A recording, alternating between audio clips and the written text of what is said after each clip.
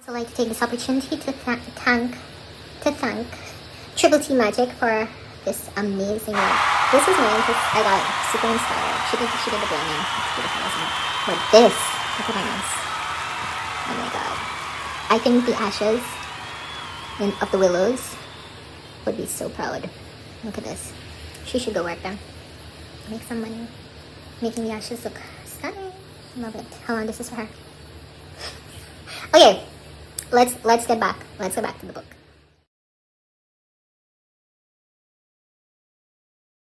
Hi readers, welcome back to Plots and Reviews. My name is Bree, and tonight we have a double review. We'll be going over The Heart Forger, which is book 2 in the Bone Witch series, as well as Ash Princess, which is book 1 in the Ash Princess series.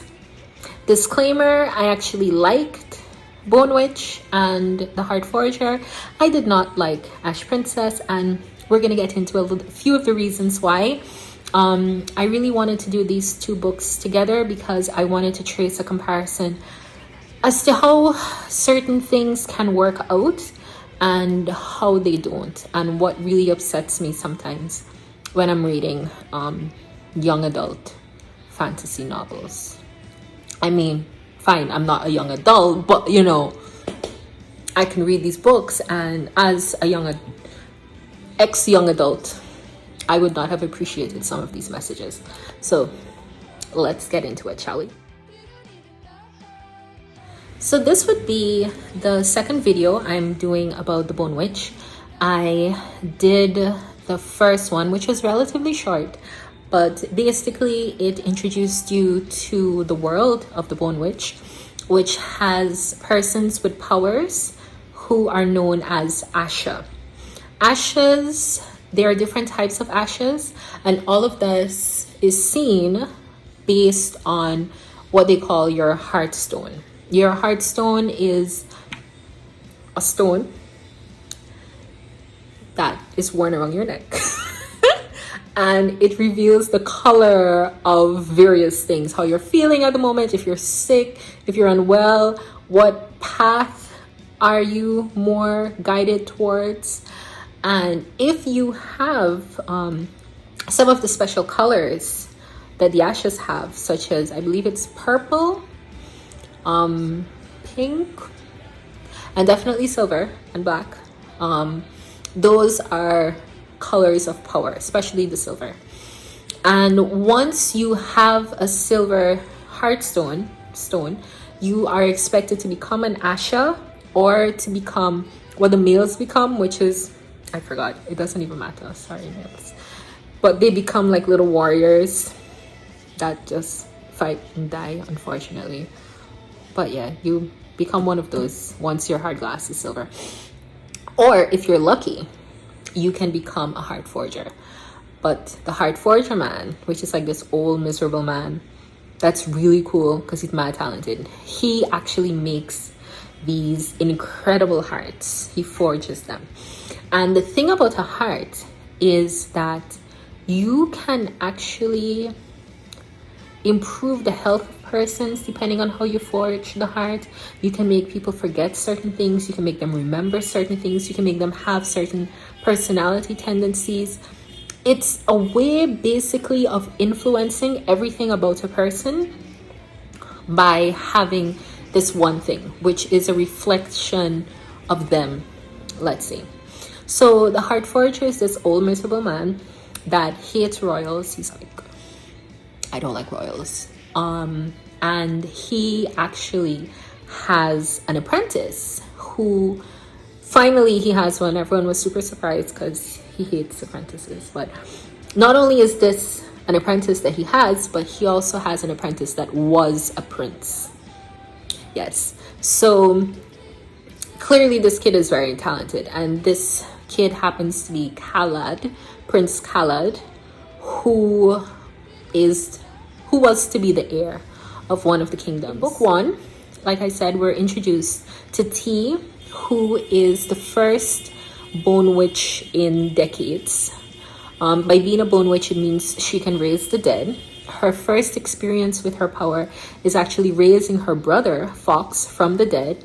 He was killed by a deva, which is a little monster made up of energy. Like a lot of energy comes together and makes the monsters. Anyway, he was killed by a deva, and of course he had gone to war. He died, and they brought him back, and he was killed, and she rose him. And when she did that, she was actually visited by Michaela, who is the only other real bone witch that is in existence, because they're feared, they're hated. Dark Asha are hated because they have a greater affinity for the quote-unquote dark arts. We've mentioned this before. I have mentioned this before, where there is this obsession with making dark, the word dark and everything dark, so negative. I'm so fed up. So fed up. Can you tell? I'm really fed up. Anyway, moving on. So we're in the world. T has raised her brother Fox. He becomes her familiar. Michaela comes to her family, tells them that she's taken T away to train her.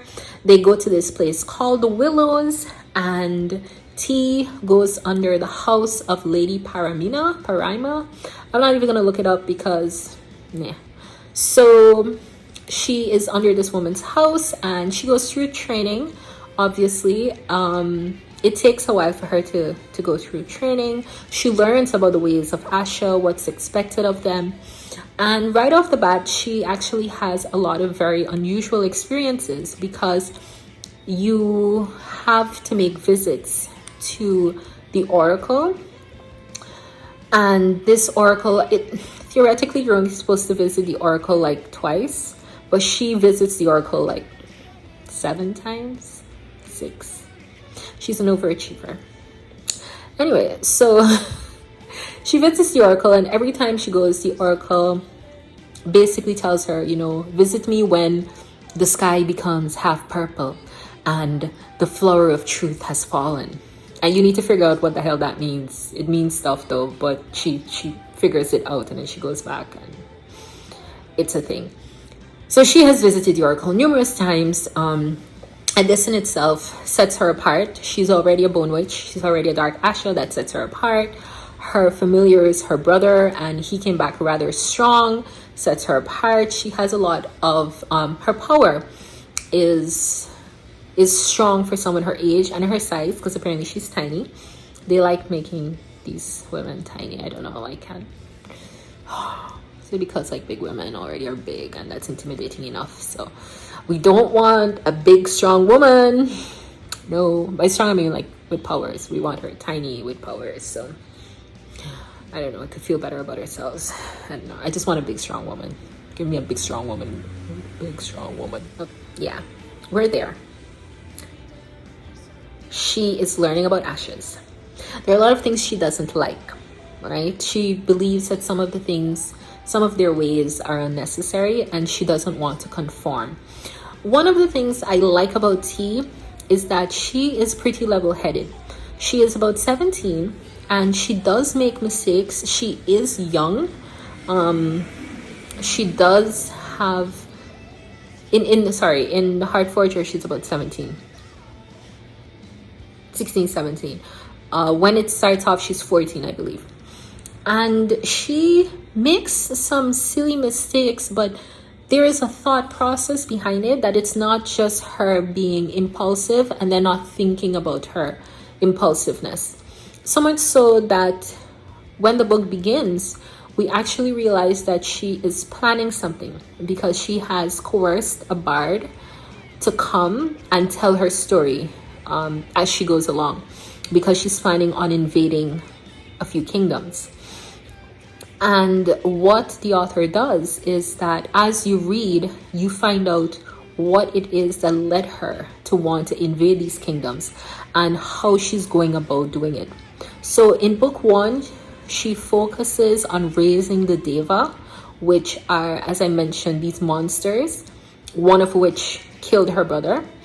And the thing about them is that it's not that they're new. It's not like you have several of one type, one species, but it's almost like it's only one. But every few years, you have to raise them and kill them again and collect their little heart stones. that can be used for a lot of medicinal and other purposes. So she is raising all of them at once, and that is usually a no-no, because who the hell wants to raise all of these little demon creatures at once? Her. So she's raising them. She begins to introduce her story, and she mentions to us in book 1 that she's actually interested in Prince Kans. Although she knows there's not much of a future there, she finds him beautiful, stunning. Oh my god, he's so gorgeous, so hot. She finds him stunning. She has several confrontations with his bodyguard slash cousin, who is Kalen, and she learns of his brother Khalad, who earlier I mentioned is now going to be the next Heart Forger. He is the apprentice of the Heart Forger. So we're in this world where she's basically learning, she's making mistakes, she's learning what she's supposed to be learning, but there are several threats. There are the faceless ones who have been trying to disturb the order of the world for a very long time. And they have a particular mission that we learn as we go forward, which is gaining immortality. And they're trying to do this by acquiring certain items, right? We find this out in book 2, but you're welcome. So they're trying to acquire certain items, and they actually have spies in several locations. So in book 1, T is met with one of the minions, who I'm not going to necessarily say who it is, just in case you haven't read it just yet and you want to know. But she faces off against one of these minions, a very strong opponent, who has been messing with her mind, we learn, from the moment she goes to the Willows. So that was like, interesting. And when she finally confronts this faceless server, there is a lot that she learns that makes her question the world of the Asha even more, specifically when it comes to Michaela. Michaela, as I mentioned, who was the witch that came to save her. And what we find out about Michaela is that Michaela doesn't have her heartstone. She apparently gave it away, because once you give it away, it's like this exchange, and the other person is responsible for keeping it or something, and you can't get it back willfully. I don't know. So she gave it away to the king, King Trelawney, that she was like, oh, the king, and they had this whole relationship that people were like, oh, I can't believe he's going for a Dark Asha. Oh my god, peasant. So they hated it. But she doesn't understand why it is that they can't figure out where Michaela's heart is. And she thought that they would have tried harder, they would have done more, and that's not the case. And because of what Michaela has done for her, teaching her, introducing her to her power, and being the kind of supportive person that she is, she feels deeply about Michaela. And so she is trying her best to figure out how she can save her. As part of this, in book 2, she actually begins her invasion of one of the kingdoms. And we learn that she's actually going to save Khaled, the Heart Forger's apprentice, because the Heart Forger has gone missing. And she needs Khaled because she needs him to forge this new heart. What for, you ask? When you read it, you'll see. No, I'm just kidding. So she needs Khaled. She finds him. And we are told a further story as to what happened when they were first taken to this kingdom. And the battles and the interest. And it's so convoluted. Oh my god, it's so convoluted. It's so convoluted. It's like a whole soap opera. It's a whole soap opera. But anyway, so T goes with the bard. This is like present. She goes with the bard to the kingdom, finds out that the king is actually a plant. He is not the real king. He's actually a faceless who has been pretending to be the king and has killed the king a long time ago. The king, who by the way is this haughty but stupid haughty the emperor, who is this haughty, and they have to save Khaled, right? And they also have to save the other people, the other royals who are coming down with this very strange disease, which is their hard glasses fade over and they don't wake up. So overall, it's more of tracing the story, more of T telling us how her attraction for Cans continues, how Cans actually becomes afflicted with the disease that is sending some royals to sleep. We find out that these royals who are going to sleep are actually descendants of the two great first mystery people, beings with power, and that these in turn are their hard glasses are to be used to create a hard glass that would gain immortality. We see how she loses Cans because he's actually getting married to this princess that her brother is having an affair with. No, they're having like relations, yeah. So she likes the prince, the brother likes the princess and the prince are to be married. Oh no, confusion. We are also told about Michaela getting sicker and sicker because she doesn't have her heart. T has actually tried raising the king several times to get him to talk and tell her where it is that he hid her heart, but he doesn't comply, which forces them to consider the fact that maybe it's not that he doesn't want to say it, but maybe it's that he can't. So there's a lot in the story, as I mentioned, that I think really works. You do have some tropes that are there. Some things are a bit cliched, obviously, but I like the fact that this isn't a straight off good bad kind of story. You have persons who have characters with very complex motivations, and their approach to a lot of things are guided by reality and not so much idealism. They're not going to not act because of pain or tragedy. They're going to push through it and do it because it's the right thing to do. It's all about the principles, and the principle is T doesn't want what happened to Michaela to happen to other bone witches.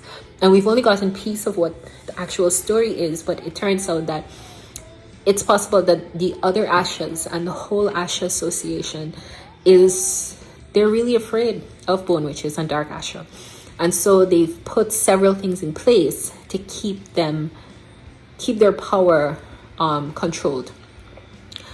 And there's a lot also that's been hidden about the two supreme beings that I mentioned, the three beings, that also has a lot more to do with power and how you can use your power and what it is, what these devas really are and what they can be used for and how they can be used. And T explores this deeply. She dives right into it. And that is something that I really liked about it. We don't have this character who remains weak. Although she's young, she makes intelligent choices. And she is not afraid to have her plans. She makes very good plans. She sticks with them. I mean, if she has to modify certain things, she does. But she has a goal and she really works towards this goal. She has persons join her in this goal. And she is a very complex character and she's a very interesting character. And I really appreciate that. So I'm definitely going on to book 3 to find out what the hell.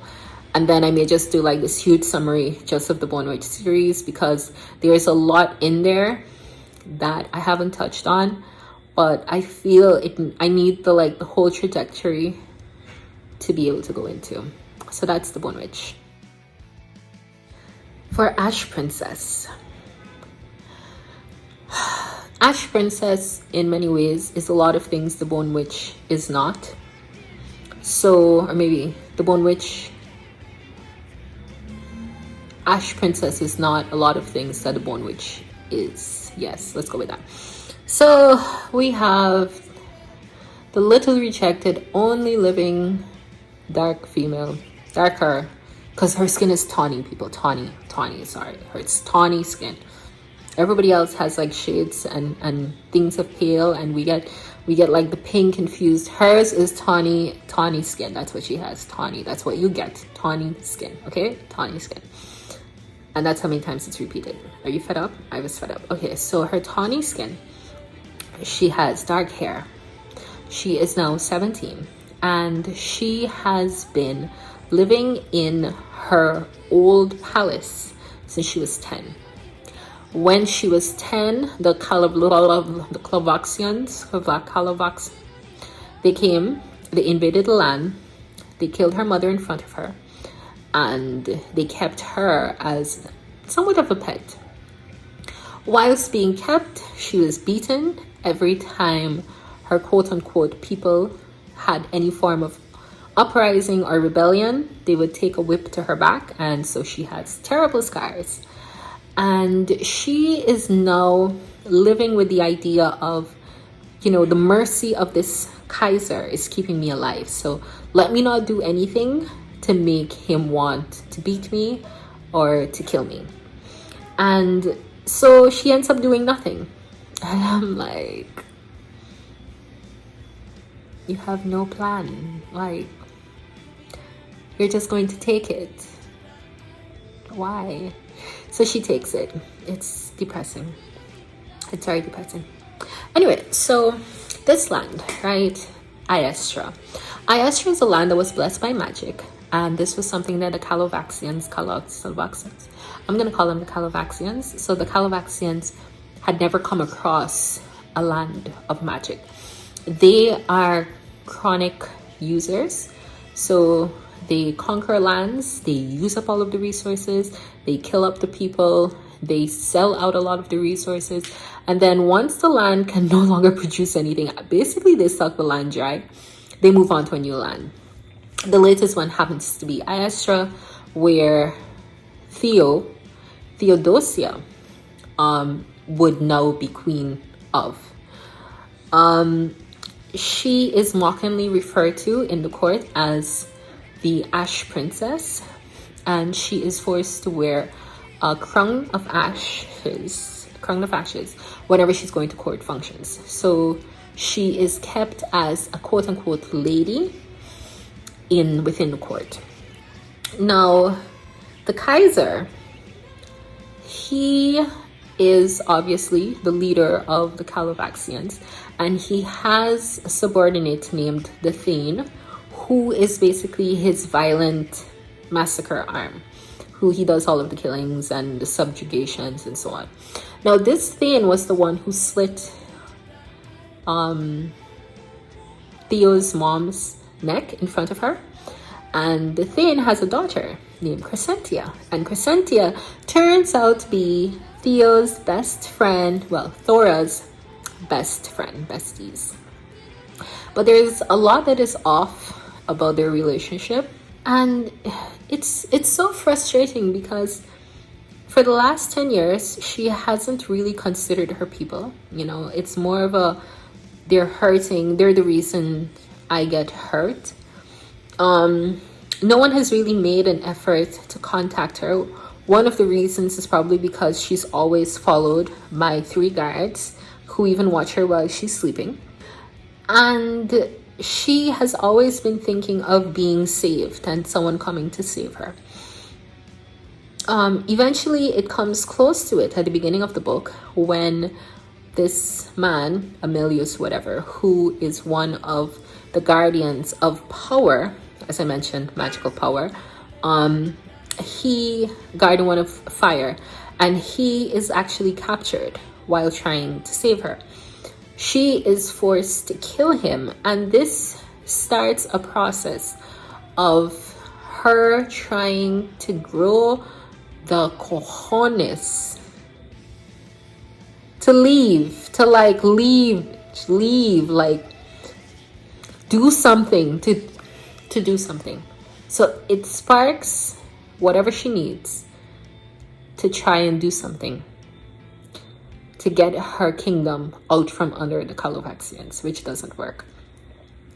One of the things I despise about the book and the character is the fact that we're trapped in her head, and she is oh so indecisive and slow. There is several quote-unquote plans that she comes up with, things she thinks up of, and she finds several excuses not to do them at all. At all. She just doesn't do them. She endangers the life of others unnecessarily. She has absolutely no skills. She can't fight. She can't reason.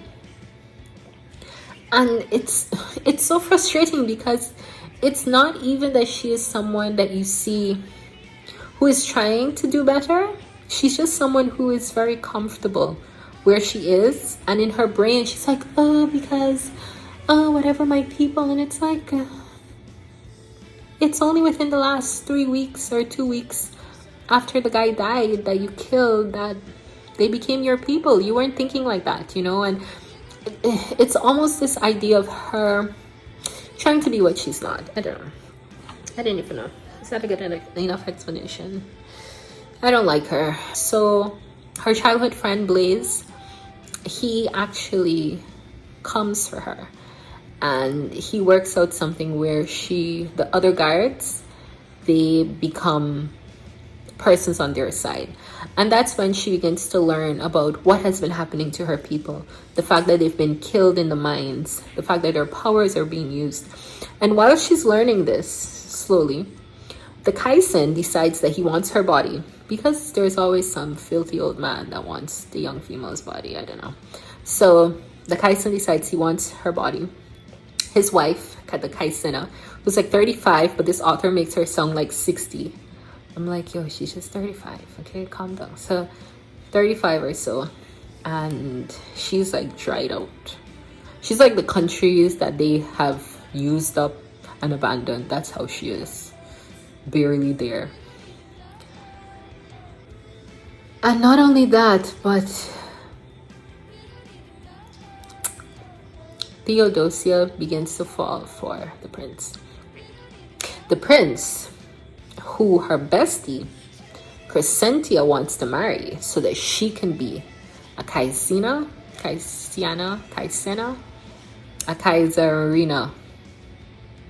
Maybe it's Kaiserin. Anyway, so she can be that, right? The ruler. And the prince sort of has a thing for Theodosia. This female has a lot of names. Theodosia is her actual name, but when the conquerors came, the colonizers, they're like, no, we're renaming you. Your name is now Thora. If she fought it, she got beaten, so she just accepted that her name was Thora. When her childhood bestie Blaze came into the picture, that's when we were also informed that she is also Theo. All of this plays a part because we're told that her mind is conflicted. When she thinks as Thora, she is able to be this princess that doesn't care about her people, and so she's able to pretend like certain things aren't happening. When she thinks of herself as Theodosia, that is the queen, and she doesn't know if she's a queen as yet.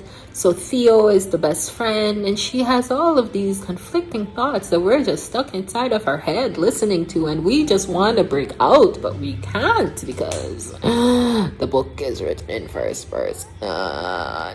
We're there.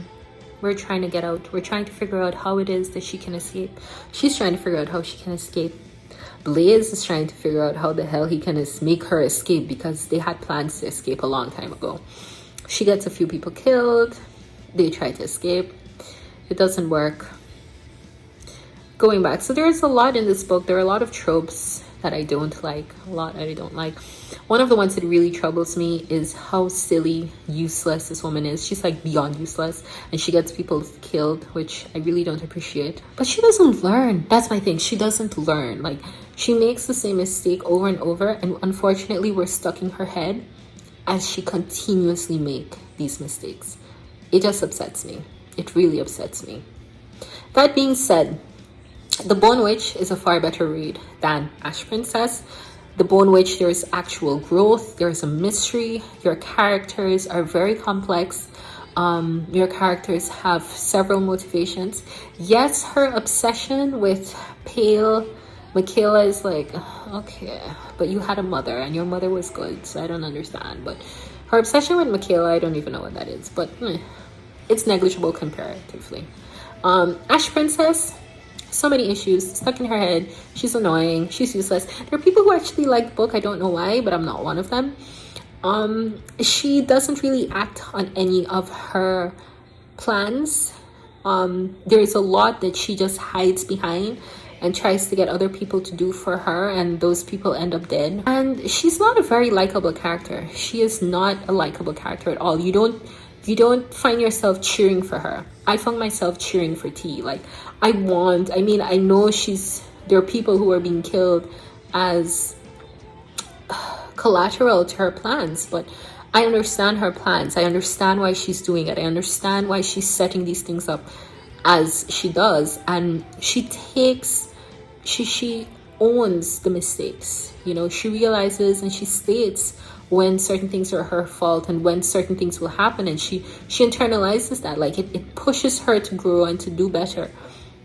But this idiot Tora does not. Like, I don't even know. If someone wants to buy me that book and send it to me so that I can burn it, I would appreciate it. Ash Princess is 2.5 out of 5. And it's only not lower because I had high hopes for that book. That book had so much potential. So much potential. But the execution, trash. Anyway, guys, thank you so much for sitting down with me today to go over these books. Next time, let's see what I'll be bringing. I have a few more books that I want to review, and I still need to finish Addie LaRue. See you next time. Take care. Bye-bye.